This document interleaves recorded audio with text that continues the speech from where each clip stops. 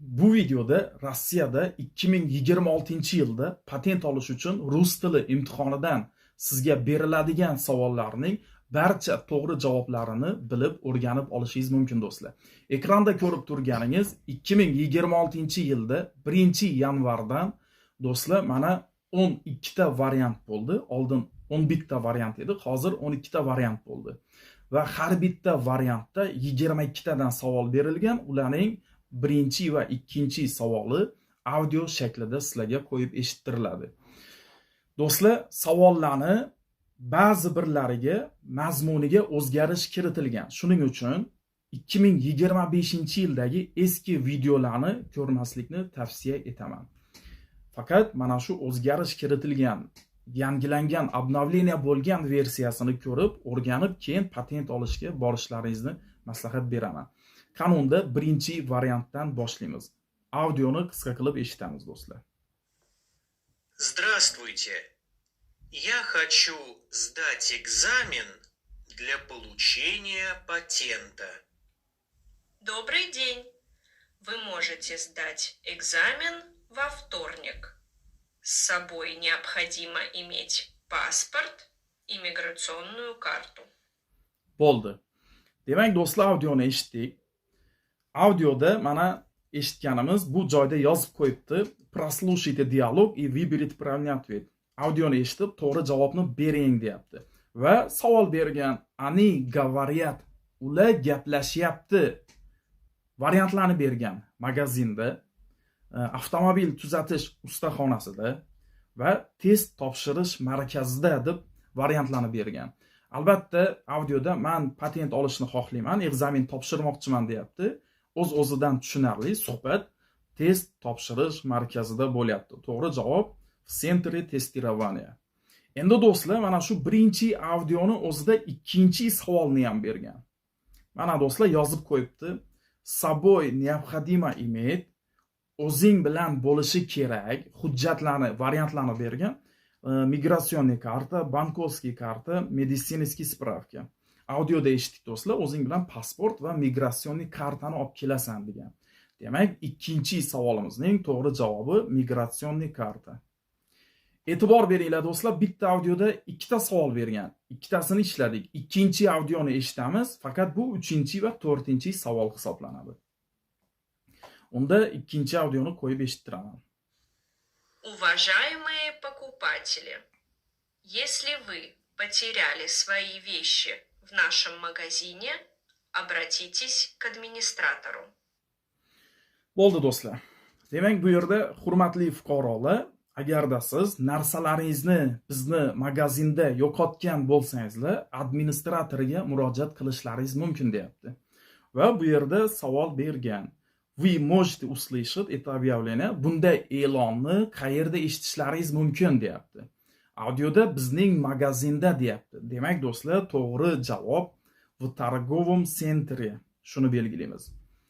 Va ikkinchi savolni ham bergan. О потерянных вещах можно спросить. Yo'qolgan narsalaringizni kimdan so'rashingiz mumkin? Variantlarni bergan. Bizga audioda administratorga murojaat qilinglar dedi. Demak, biz u administratora shuni belgilaymiz do'stlar. Ikkita audioni eshitdik. Har bitta audioda ikkitadan savol. Demak, biza уже 4 ta savolni ishladik. Hozir do'stlar 5-chi savolga keldik. O'qiymiz. Прочитайте объявление и выберите правильный ответ. O'qing va to'g'ri javobni belgilang. Уважаемые граждане, оплачивайте свой проезд вовремя. Demak, hurmatli fuqarolar, yo'l haqini o'z vaqtida to'lang deyapti.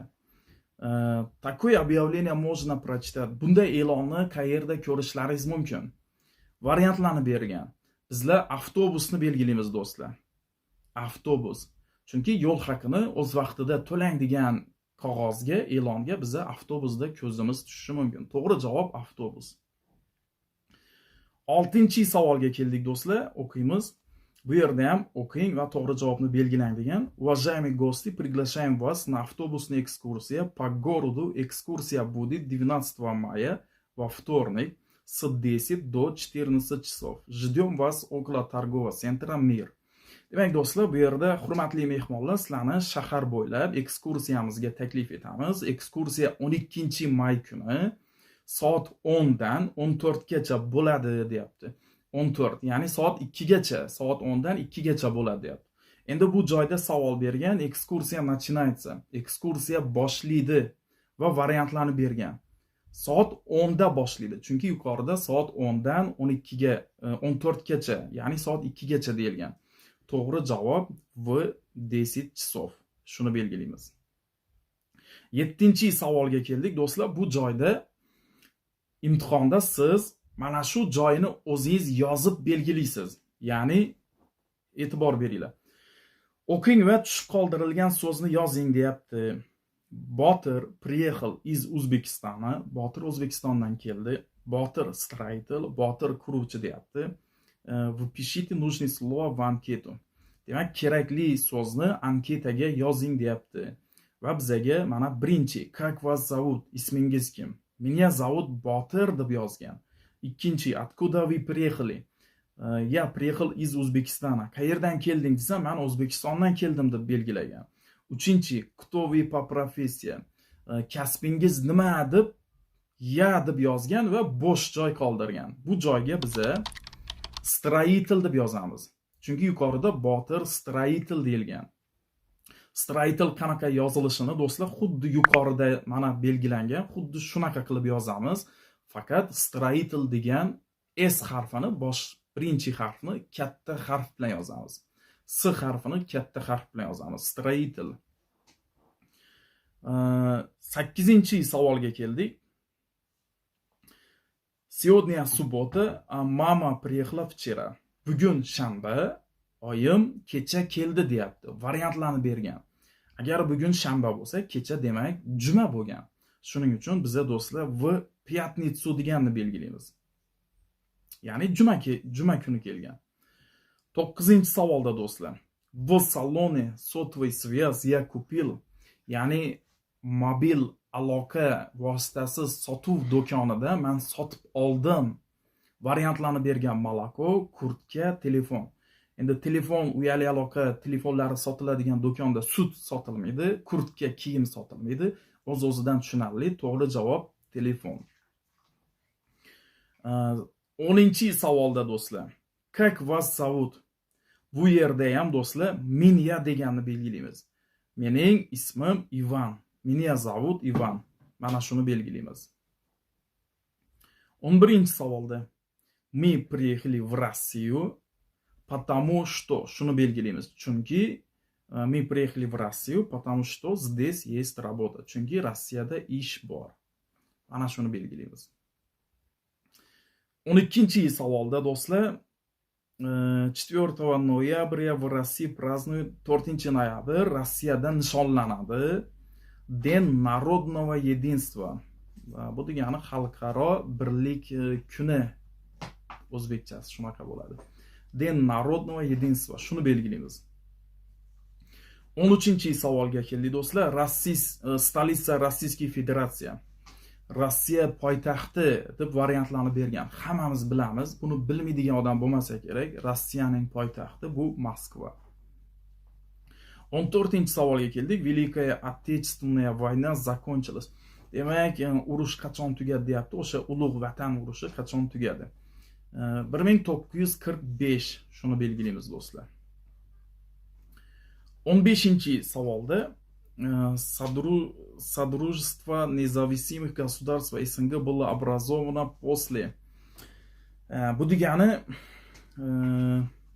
xalqaro mamlakatlar mustaqilligi qachon bo'ldi deyapti. 1991-yil SSSR tugaganidan keyin. Ya'ni mana shu birinchini belgilaymiz. 16-savolga kelsak do'stlar, Rossiya bayrog'ini ko'rsating deyapti. Buni bilmaydigan odam bo'lmasa kerak, shuni belgilaymiz do'stlar. Mana 3 ta rangdan iborat. 17-savolga keldik. Статья 62 Конституции Российской Федерации определяет статус иностранного гражданина на территории Российской Федерации согласно этой статье. Bu do'stlar, bu yerda Rossiya Federatsiyasining konstitutsiyasidagi 62-moddada chet el fuqarolarining maqomi deb variantlarni bergan.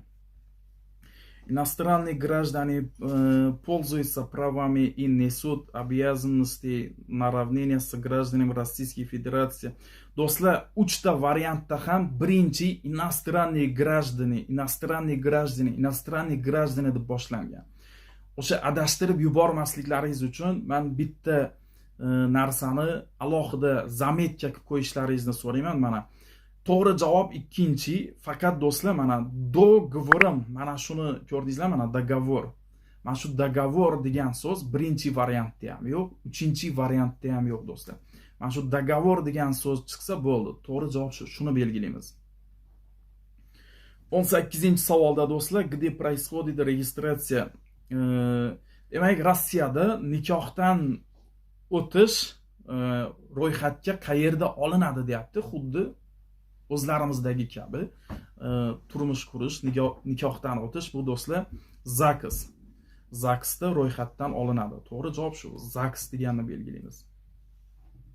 19-savol. На территории Российской Федерации в отношении иностранного гражданина совершено преступление. Куда он должен обратиться за помощь? Demak, Rossiya Federatsiyasida chet el fuqarosiga tahdid, ya'ni jinoyat sodir etilsa, unga nisbatan bosim, qanaqadir jinoyat sodir etilinsa, u qayerga murojaat qiladi deyapti. Variantlarni bergan. To'g'ri javob politsiya do'stlar. Politsiyani belgilaymiz. 20-savol.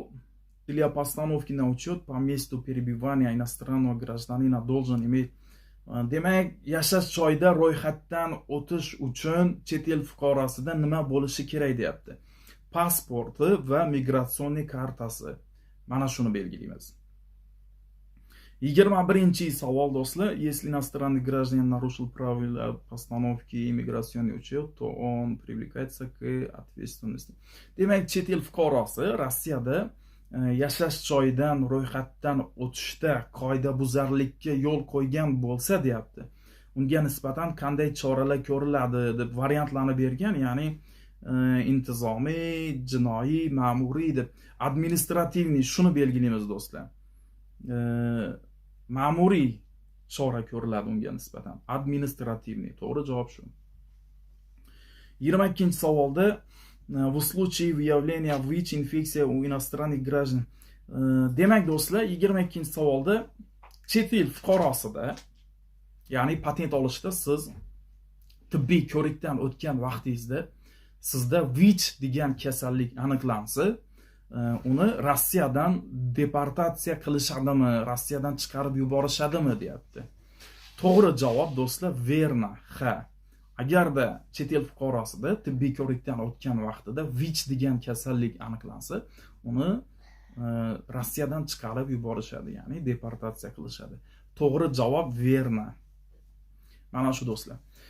Do'stlar, sizlar bilan birgalikda 2026-yilda 1-yanvardan o'zgarish kiritilgan birinchi variantni 22 ta savolini ishladik. Keyingi videolarni kuzatishda davom eting. Ikkinchi variant, uchinchi variant, shu tarzda 12 ta variantni ham sizlar bilan birgalikda ishlaymiz. Bu videoni yo'qotib qo'ymaslik uchun videoga like bosib, izohlarda o'z fikrlaringizni qoldiring. Agarda sizni yaqinlaringiz Rossiyaga borib ishlamoqchi bo'lsa yoki Rossiyada ishlab yurgan bo'lsa, bu videoni ular bilan ham ulashib qo'ying. Hammaga rahmat.